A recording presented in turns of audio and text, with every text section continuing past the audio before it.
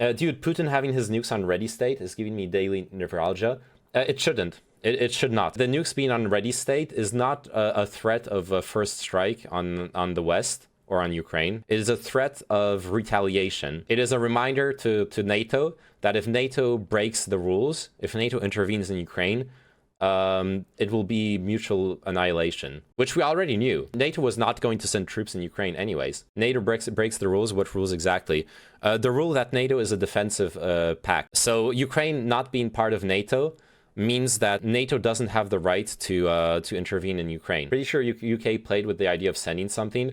I really fucking hope not. I'm pro-Ukraine, but I really fucking hope not, okay? As much as I wish that we could help Ukraine, we cannot. We can only send them weapons and money, but they can't put them in fire. Yeah, that's the state of affairs right now. It's sad, but that is all that can happen. The NATO game theory, the NATO alliance, breaks apart if we intervene there. It's all about the balance of power between countries with nuclear annihilation capabilities. That's like old news though. A few days ago I think they changed their stance since then. I mean, they for sure that, yeah, they have to, but it's like sending weapons is okay. Like Russia's pissed off at it, but they can't really complain. They've been sending weapons to Donbass for 8 years. Boris Johnson always sounds like he's sending a couple $billion with highly trained troopers and jets, but turns out he's just trying to make Putin look small. Sending volunteers is a little sweaty for me already, to be honest. Yeah, there was that false rumor that I debunked, I think was yesterday, about claiming that the French Foreign Legion was allowing Ukrainian soldiers to go back to Ukraine to fight. That would be a huge problem. That would be a diplomatic incident. That would give an argument for Russia to blame France for intervening. And the French army denied that.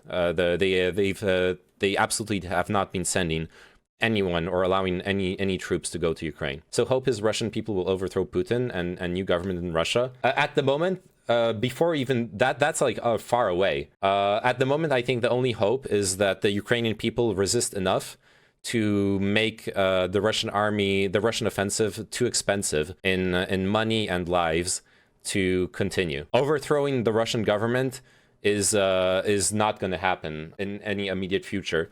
Maybe if Ukraine accomplishes that, if Ukraine resists and the Russian army needs to fall back, maybe perhaps then Putin loses credibility. But even then, I don't see a revolution. What I would see is perhaps the inner circle decides Putin needs to retire and someone else will replace him. Maybe that's the kind of change we could see. The power of the government seems to be too strong for now for like a full-on revolution. And sanctions never work towards overthrowing dictatorships. That just does not happen. It happened in apartheid South Africa. That's like the example people always throw around, but it almost never happens, absolutely. Ukrainians actually look like they can defend themselves. They seem so motivated. That's what is greatest in the war. Yes, but they are in a scary situation because Russia is showing itself more and more ready to actually cause grave harm to Ukraine as the war goes on and to grind them down in conventional war. So it's going to start being scary for the rest of this week for the Ukrainians. All I can say, Kyiv is going to be under very heavy attack, right? We've seen the reports about the huge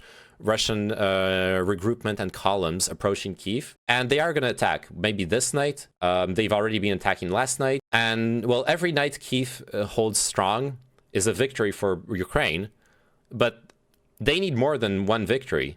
They need to win every single night. If Putin feels like he's losing, he'll just nuke everyone. He'll be like, man, I'm dead either ways. Why not, bliat? I wouldn't put it in those words, but I would be afraid. I do think the West needs to not put Russia and Putin in a corner. Russia always needs to have a way out in this situation. And so one thing, for example, that I think is really important that I've heard the French Prime Minister Jean Castex say, or I think it was Jean Castex or it was someone else. I don't remember who it was. I heard him today say something which I've been saying myself on the stream. The West and Ukraine need to collectively decide what are the concessions we can give Russia, because we need to give something to Russia.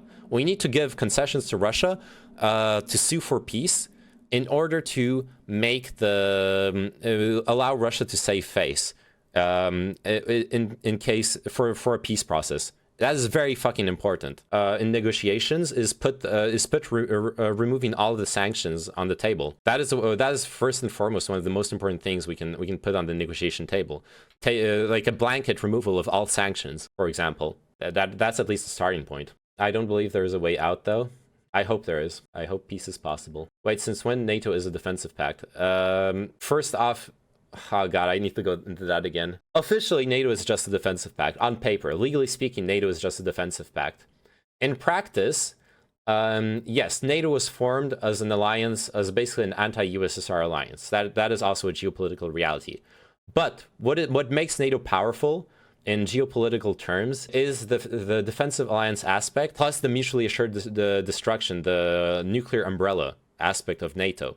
Which means NATO cannot, in this situation, for example, this is why NATO cannot intervene in Ukraine. Because, sure, NATO nations constantly have aggressed. Like, the US has attacked nations in the Middle East, etc., etc.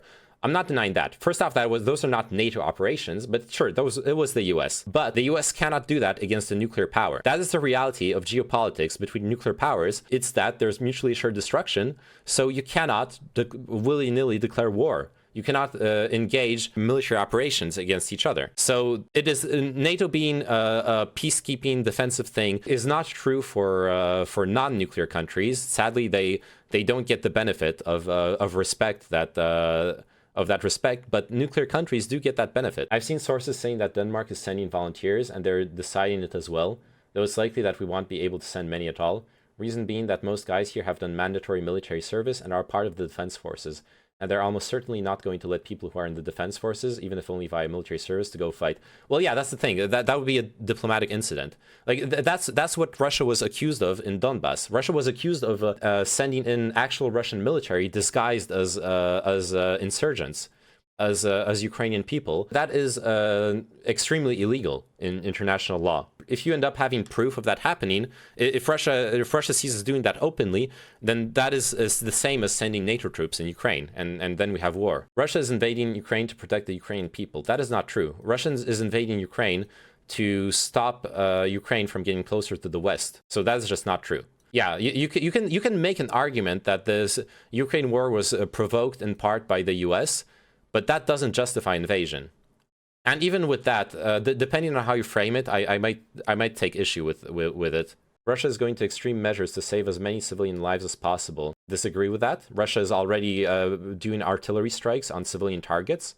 There are videos of residential buildings being bombed in Kharkiv and Kiev, probably in other cities. We just don't have the videos. Russia is set up for a nuclear war. That is true. They have so many bomb shelters they've been building. We'd be in the dust if a nuke war starts too. Yeah, we would all die. That is the only true thing you have said for now, Golden State, is that we would all die if in case of nuclear war.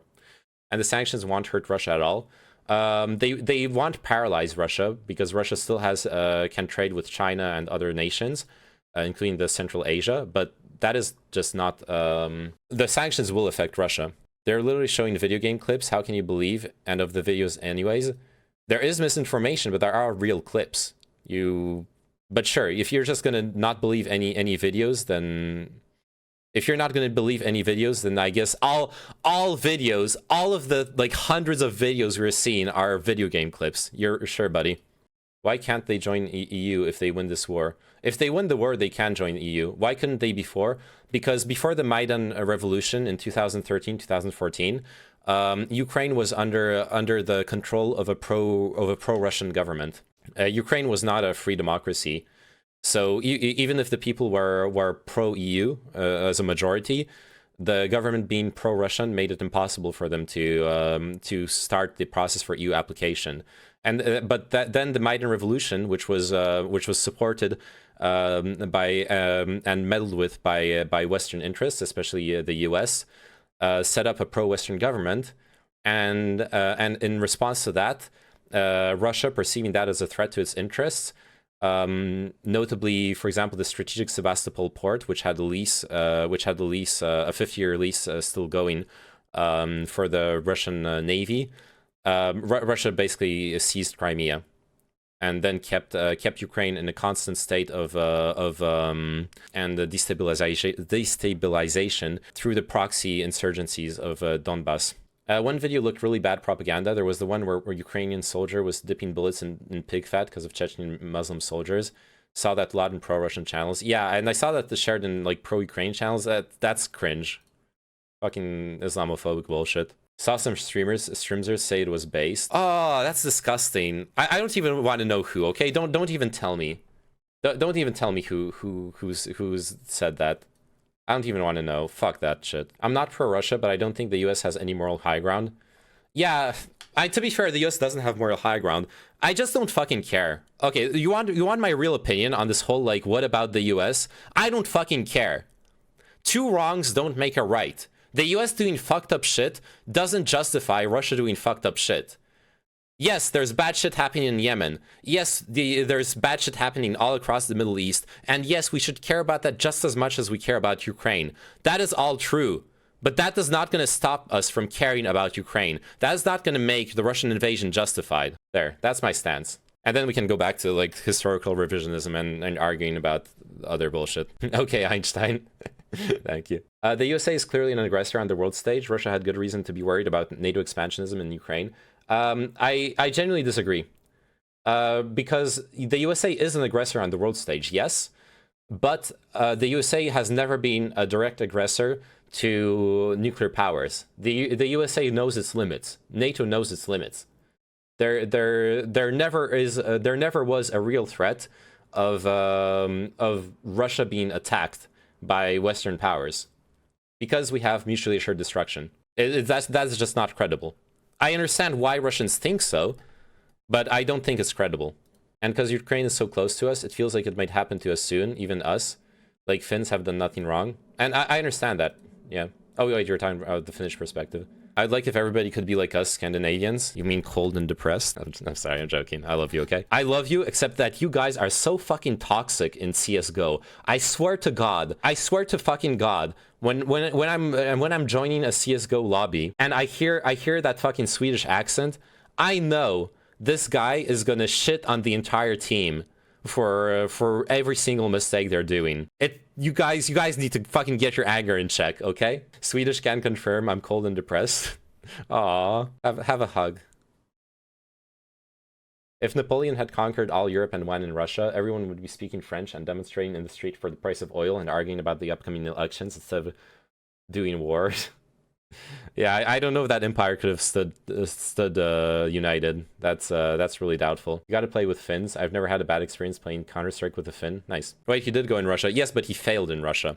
The Russian offensive was the downfall of the Napoleonian army. What Pulker was saying is that if he had won in Russia, like a hypothetical, which will never have happened, he fucked up. No one wins war in Russia, especially around winter. That is the reality as well. No one can take over Russia. Like, seriously, no one can take over Russia. Why are you guys afraid of being invaded? No one can invade Russia. It's never fucking happened. Well, except the Mongols, yeah, true. Okay, if Mongolia starts building military bases in Ukraine, then you can start being scared, okay? You don't have to be scared from NATO. You have to be scared of Mongolia. That's what I should be telling people. Mongols are our broski. Tatars are literally our republic. Yeah, I know the Mongolian country has good ties with Russia. Like, diplomatically, you're fine. I'm just joking, man. It's all good.